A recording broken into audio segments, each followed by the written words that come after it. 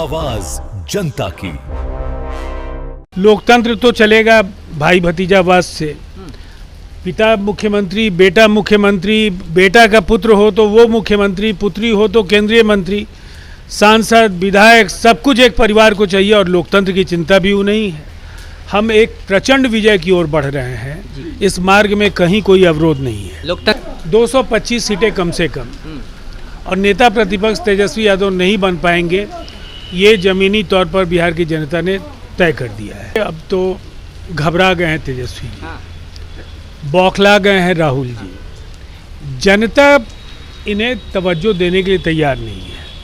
इनके साथ जो चल रहे हैं वो गठबंधन के कार्यकर्ता हैं, आम लोगों की हिस्सेदारी नहीं है। और बिहार के मुख्यमंत्री नीतीश कुमार जी के नेतृत्व में करोड़ों लोगों की आस्था और विश्वास जुड़े हुए हैं। एफआईआर किया गया तेजस्वी यादव पे, क्या कहेंगे? देखिए, अगर आप संवैधानिक पदों पर बैठे देश के प्रधानमंत्री, मुख्यमंत्रियों के खिलाफ गैर जिम्मेदाराना टिप्पणी करेंगे तो कार्यकर्ताओं की भावनाएं आहत होती हैं।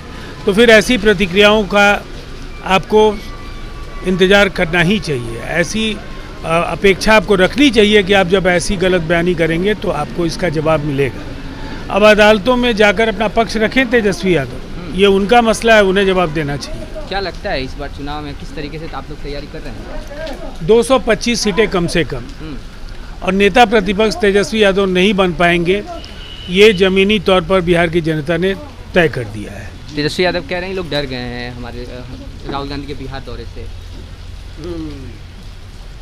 देखिए, अब तो घबरा गए हैं तेजस्वी जी, बौखला गए हैं राहुल जी। जनता इन्हें तवज्जो देने के लिए तैयार नहीं है। इनके साथ जो चल रहे हैं वो गठबंधन के कार्यकर्ता हैं, आम लोगों की हिस्सेदारी नहीं है। और बिहार के मुख्यमंत्री नीतीश कुमार जी के नेतृत्व में करोड़ों लोगों की आस्था और विश्वास जुड़े हुए हैं। हम एक प्रचंड विजय की ओर बढ़ रहे हैं। इस मार्ग में कहीं कोई अवरोध नहीं है। लोकतंत्र को कह रहे हैं कि लोग खत्म कर देना चाहते हैं। लोकतंत्र तो चलेगा भाई भतीजावाद से। पिता मुख्यमंत्री, बेटा मुख्यमंत्री, बेटा का पुत्र हो तो वो मुख्यमंत्री, पुत्री हो तो केंद्रीय मंत्री, सांसद, विधायक, सब कुछ एक परिवार को चाहिए और लोकतंत्र की चिंता भी नहीं है। ऐसे लोकतंत्रवादियों को जनता पहचानती है और मजा चखा रही है जनता इस बार। चलिए, हमारे साथ है महेश दास। क्या कहेंगे सर, कैसी तैयारी चल रही है इस बार विधानसभा चुनाव? बिल्कुल, आज से शुरू हो गया है 14 टीमों का बिहार एनडीए का विधानसभा सम्मेलन।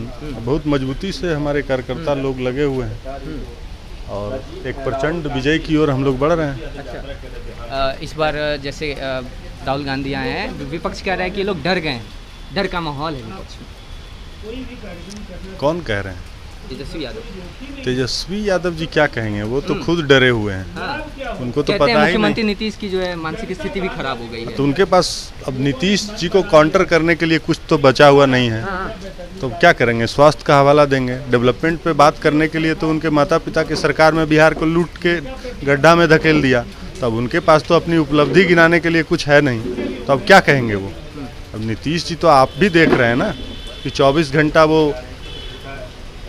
काम पे लगे हुए हैं। तो इन लोगों के कहने से क्या होगा? बिहार की जनता तो पहले ही मुहर लगा दी है ना, 25 से 30 फिर से नीतीश। लोकतंत्र खतरे में है इन लोगों के कारण, कह रहे हैं। अब परिवारवाद को ये लोग लोकतंत्र समझते हैं, तो इनकी मंशा क्या है ये पता नहीं। लेकिन बिहार की जनता और देश की जनता तो जानती है कि जो परिवारवाद के खिलाफ निकल कर आया हुआ नेता लोग हैं वो लोकतंत्र के ज़्यादा बचा कर रखने के लिए तैयार हैं।